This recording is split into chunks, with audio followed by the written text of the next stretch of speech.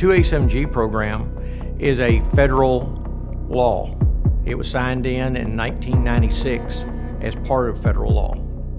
And it allows personnel from local county entities to be trained by ICE to interview incoming prisoners to see if they're in the country possibly illegally, and then place a detainer on them for ICE.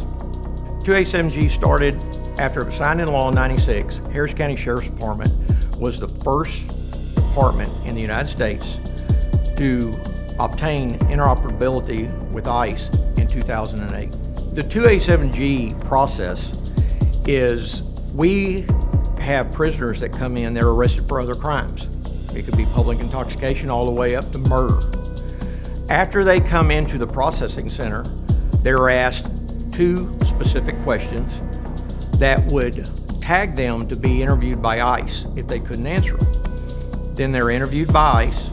If they are found to be in the country illegally, a detainer is placed on them. And then they go through the process for whatever crime they're being charged with. And after the outcome of that charge, they go to ICE for them to process them for a possible deportation.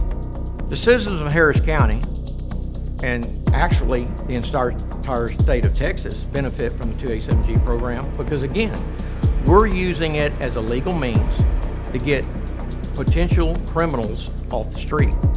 Again, we didn't go out and arrest them for possibly being in the country illegally.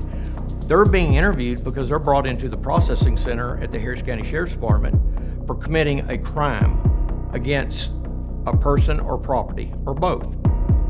If we can get them out of the country, they're not going to commit another crime in this country.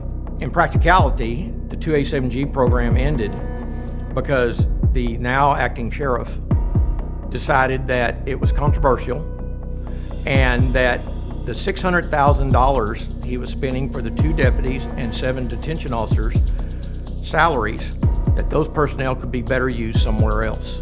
In light of the current border problem with thousands of people entering the country, we again, in law enforcement, need every tool.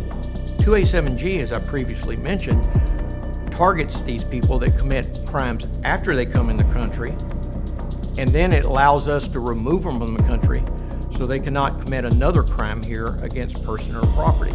The major reason to bring the 287G program back is, again, it's another tool to help protect the public from crimes against them and their property.